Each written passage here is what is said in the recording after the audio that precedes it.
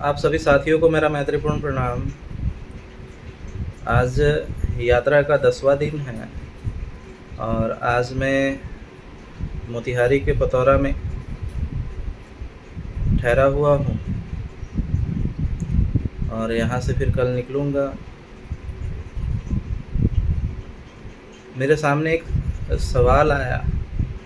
कुछ लोगों ने मुझे ऑनलाइन सवाल किए हैं, कुछ लोग मुझसे ऑफ़लाइन, जो लोगों ने डायरेक्ट मुझसे मुलाकात किए हैं उन लोगों ने भी कुछ ऐसे सवाल किए कि एक तो ये भिक्षु, आप तो भिक्षु हो और ऊपर से आप अकेले घूम रहे हो, तो और भी तो ढेर सारे भिक्षु हमें देखने को मिलते हैं बोधगया में, तो वे लोग आप जैसे घूम रहे हो ऐसे क्यों नहीं घूमते हैं? और जब भी अगर घूमते भी हैं तो ग्रुप में ही जाते हैं, इसका क्या कारण है? तो मेरा जवाब उनके लिए यही है कि सबसे पहली बात, 2-3 कारण हैं इसके कि भिक्षु चारिका क्यों नहीं करते। चारिका करने के लिए सबसे पहली जो सिद्धांत है, जो कारण है, वो है 4 आर्य सत्यों पे चल। क्योंकि बुद्ध की खोज ही यही थी कि जीवन में दुख है, तो जब तक कोई भिक्षु स्वयं दुखों से मुक्त नहीं हो जाता, शील, समाधि और प्रज्ञा में प्रतिष्ठित होकर जब तक वो दुखों से मुक्त नहीं होता, निर्वाण प्राप्त नहीं करता, तब तक वो दूसरे को दुखों से मुक्त कैसे करा सकता है? एक तो ये कारण जो मुझे दिखता है कि जब तक वो स्वयं दुखों से मुक्त नहीं होगा, दूसरे को दुखों से मुक्त करने की क्षमता उसके अंदर होगी नहीं। दूसरी जो मुझे दिखता है कि जो कारण है कि अगर समाज में जाएंगे तो जाकर बोलेंगे क्या? समाज में लोगों के सवालों के जवाब, जो अलग अलग तरह के, मतलब अलग अलग पहलुओं पे अलग अलग सवाल रहते हैं, ढेर सारे सवालों के जवाब देने पड़ते हैं, विचार रखने पड़ते हैं। क्या विचार रखेंगे? कोई विचार तो है नहीं, विचार नहीं है। और विचार क्यों नहीं है? एक तो हमने स्वयं निर्वाण को प्राप्त नहीं किया, शील, समाधि, प्रज्ञा में प्रतिष्ठित होकर स्वयं दुखों से मुक्त नहीं हुए, और जब दुखों से ही मुक्त नहीं हुए हैं तो लोगों को दुखों से मुक्त कैसे करेंगे? एक तो ये कारण है। दूसरा, कम से कम अगर हमने बुद्ध त्रिपिटक पढ़ा हो तो 2 चीज़ें होती हैं, या तो आप निर्वाण प्राप्त हो तो त्रिपिटक पढ़ने की ज़रूरत नहीं, क्योंकि बुद्ध ने कोई त्रिपिटक नहीं पढ़ा था निर्वाण प्राप्त करने के लिए। लेकिन निर्वाण अगर आप प्राप्त कर चुके हो तो फिर त्रिपिटक पढ़ने की ज़रूरत नहीं है। लेकिन अगर निर्वाण प्राप्त नहीं है और फिर भी चारिका करने के लिए जाना है समाज में, तो त्रिपिटक का ज्ञान तो होना होगा। तो वहाँ पे मुझे ऐसा लगता है कि ऐसी मानसिकता कार्य करती है कि लोग सोचते होंगे, जो भिक्षु है, कि जब देखते होंगे त्रिपिटक में 84,000 श्लोक है, सूत्र है, तो वो सोचते होंगे कि ये 84,000 सूत्र, अगर हम इतना ही मेहनती होते कि 84,000 सूत्र पढ़ ले तो हम यूपीएससी का एग्ज़ाम ना निकाल लेते, सरकारी नौकरी ना ले लेते। उस समय दिमाग में थोड़ी देर के लिए ये चीज़ें चलती है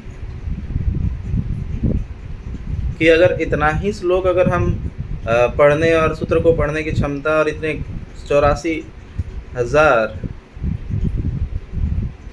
तो हम कब का यूपीएससी जैसे एग्ज़ाम, नहीं तो छोटे मोटे रेलवे, बैंकिंग सेक्टर में या और अन्य सेक्टरों में हम जॉब ना निकाल लेते। हम तो यहाँ मेहनत से बचने के लिए आए हैं। हमें तो सिर्फ ये कपड़ा पहन लेने से, अगर हमें रहने के लिए छत और खाने पीने की सुविधा और ऐसे लोग जो आकर के 3 बार हमारे सामने झुके, प्रणाम करे, फ्री के खाना, रहना और सम्मान मिल जाए। हम तो बिना मेहनत से, हम तो मेहनत से बचने के लिए यहाँ पे आए हुए हैं, और यहाँ आकर के 84,000 सूत्र कौन पढ़े? तो ना तो वो यूपीएससी की तैयारी करने चले जाते हैं और ना 84,000 सूत्र पढ़ने जाते हैं, और आराम से वो रहते हैं। अब उनके पास कोई जानकारी नहीं है तो वो ज्ञान देने जाए तो जाए कैसे? तो वो आराम से बुद्ध विहार में बैठे रहते हैं। तीसरी जो मुझे लगती है कि अपना विचार ना होने के कारण, क्योंकि जब तक समाधि ना घटे तब तक अपना विचार जागृत नहीं होगा। बुद्ध के विचार के लिए आपको किताबें, त्रिपिटक पढ़नी होंगी, किताबें पढ़नी नहीं। तो इनके पास अपना एक विचार क्या है? तो सिर्फ और सिर्फ ब्राह्मणों को विरोध करना, ब्राह्मणों को टारगेट करना, अपने दुखों का कारण ब्राह्मणों को बताना, जबकि स्वयं गौतम बुद्ध ये बात कहते हैं कि तुम्हारे दुखों के कारण तुम स्वयं हो। हिंदू देवी देवताओं का विरोध करना, उनके ऊपर टिप्पणियां करना, इसके अलावा उनके पास अपना कोई भी विचार नहीं है।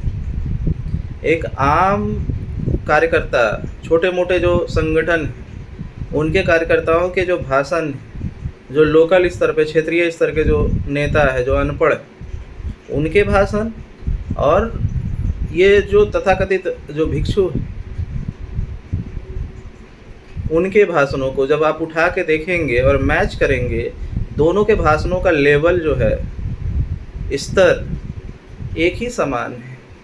लगेगा ही नहीं कि एक भिक्षु भाषण दे रहा है और एक गली का, मोहल्ले का नेता भाषण दे रहा है। दोनों के भाषण में ब्राह्मण का विरोध, ब्राह्मणों को गाली, देवी देवताओं का विरोध, देवी देवताओं को गाली, हिंदू धर्म का विरोध, हिंदू धर्म को गाली। इसके अलावा इनके पास अपना कोई भी चीज़ें नहीं। और ये जानते हैं कि अगर हम समाज में, आज के समय में अगर हम जाते हैं ये करने, तो कई जगहों पे उनको इसका खामियाजा भुगतना पड़ा है। क्योंकि मुझे एक जगह कॉल आया कि आप अकेले मत घूमिए। मैंने बोला क्यों? तो उन्होंने कहा कि हमारे एरिया में सुनने में आया था कि 2 भिक्षुओं को पीटा गया था, मारा गया था। तो मैंने बोला अगर वो मानवता का प्रचार करने गए होते तो मारा नहीं गया होगा। सच्चाई क्या है ये बताइए। जाहिर सी बात है उन्होंने हिंदू देवी देवताओं को और हिंदू धर्म का और ब्राह्मणों का विरोध किया होगा, मूर्तियाँ तोड़वाई होंगी गांव वाले को, लोगों को भड़का करके। तो उन्होंने कहा हाँ, उन्होंने मूर्तियों को तोड़वाया था, उनका विरोध करवाया था, उनके बारे में भद्र टिप्पणियाँ की थी। तो मैंने बोला जैसे वे करेंगे वैसा वो भरेंगे। कर्म का सिद्धांत है कि जो जैसे कार्य करेगा उसका फल उसे भुगतना पड़ेगा। तो और यही 3 कारण मुझे दिखते हैं जिस कारण से भिक्षु चारिका करते हुए नज़र नहीं आते। हाँ, कार्यक्रम लेने जाते हैं जहाँ डायरेक्ट लोगों को बुलाया जाता है, तो वहाँ पे वो by car, by bus, by train, by flight direct वहाँ पहुँच जाते हैं। कार्यक्रम हो तो ऐसे जिस तरीके से बुद्ध गांव-गांव में जाके चारिका किया करते थे, वैसे चारिका करते हुए लोग नहीं दिखते। और इसका कारण है भय भी, क्योंकि अज्ञानता भय पैदा करती है। उनके अंदर भय है मृत्यु का, क्योंकि समाधि जब तक नहीं घटित होगी तब तक उनके अंदर से भय समाप्त नहीं हो सकता है। समाधि घटित होगी तो ही उनके अंदर से भय समाप्त होगा। वो अभी भयभीत है। और अध्यात्म में, धम्म में बुद्ध कहते हैं अज्ञानता ही भय उत्पन्न करती है। क्योंकि मैंने समाधि प्राप्त किया, बुद्धत्व प्राप्त किया, इस कारणवश मुझे किसी से भी कोई भय नहीं। और मैं जानता हूँ मुझे लोगों को क्या समझाना है, क्या बोलना है। और मैं अकेले पिछले 10 दिनों से इस यात्रा को कर रहा हूँ, और आगे भी पूरे भारत की यात्रा है, अकेले ही तय करने वाला हूँ। लोग मिले तो, न मिले तो, मैं अकेले ही इस यात्रा को करने वाला हूँ।